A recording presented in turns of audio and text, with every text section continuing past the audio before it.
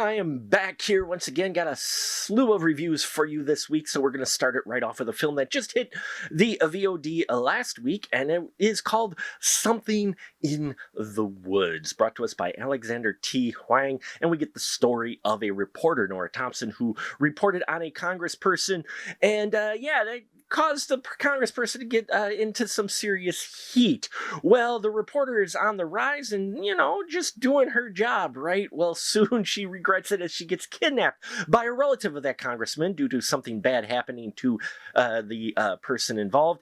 And so this relative kidnaps the reporter, and she takes her out in the woods to do nasty things and get some revenge for what this reporter did to her family member and her family in general. Well, while out in the woods, they soon discover that there's something else out there, and it is hungry. And soon we see how these two try to put their differences aside to survive the woods from being eaten by this creature that inhabits them.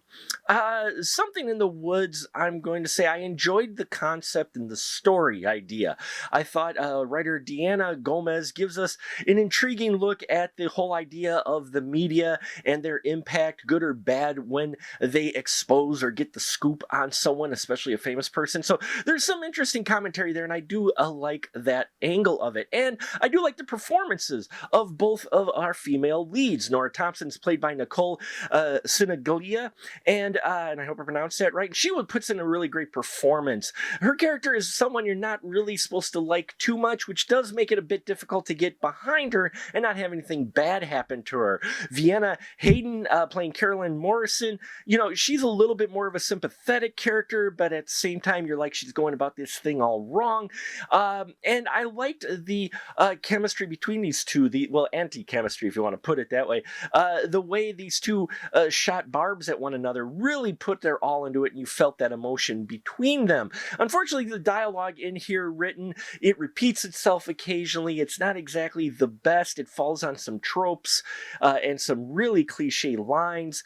So again, the story's great, but the dialogue and the screenplay could have probably used a little work. Now, as far as the creature involved goes, it's most effective. This film is most effective when it's not showing it completely. We get a lot of elements of out of focus, seeing something from behind, or the POV view, which really builds a lot of tension. There are some great tension-filled moments when especially you're getting the view of the creature trying to pursue our two leads, and I liked those angles. I liked that buildup. What takes you out of it, though, and where it shows its budget is when they try to show the full creature. It's a CGI that, unfortunately, it does have that aesthetic of a smaller budget film, and it looks like that, and it'll take you out of it. At least it took me from that tension moment. I would have rather they never actually showed the creature completely, or if they did, maybe get a little bit of prosthetics and just get one shot if you've got it in your budget, because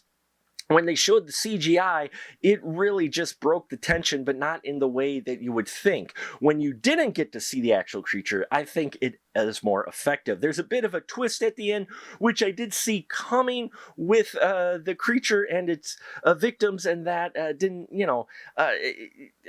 we've seen it before, but I thought it was done well and especially performed well. It's a mixed bag with Something in the Woods. I would say that it is a rougher watch than many other indie films direct-to-video out there, but it's not the worst one out there for sure. It's kind of middle of the road here. They were trying and doing something very ambitious. It just is very rough around the edges. So there you have it, folks. Something in the Woods. If you're interested in the work of Alexander Huang or these two performers, you may want to check it out, but it is going to be a bit of a challenge in parts for sure. And that'll about do it for us here at The Final Cut. Please check out our Patreon if you haven't already. Leave your comments down below. Love to hear your constructive thoughts on this. Thank you so much, and until next time, as always, remember, keep that ticket stub.